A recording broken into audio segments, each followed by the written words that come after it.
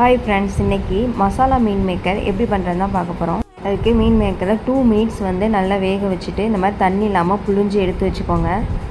ஒரு பேனில் 4 to 5 spoon oil எடுத்து சோம்பு, பட்டை, பிரியாணி இலை இதெல்லாம் சேர்த்துட்டு ஒரு பெரிய சைஸ் வெங்காயத்தை பொடிசாக கட் பண்ணி ஆட் பண்ணிக்கோங்க.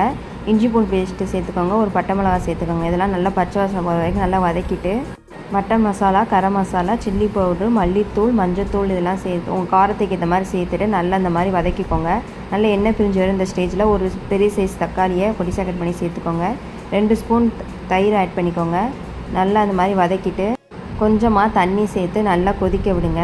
நல்லா மிளகாப்பொடி வாடையெல்லாம் இல்லாமல் நல்லா அந்த மாதிரி எண்ணெய் பிரிஞ்சு வர்ற மாதிரி இருக்குது. இந்த ஸ்டேஜில் நம்ம மீன் மேக்கரை ஆட் பண்ணிக்கலாம்.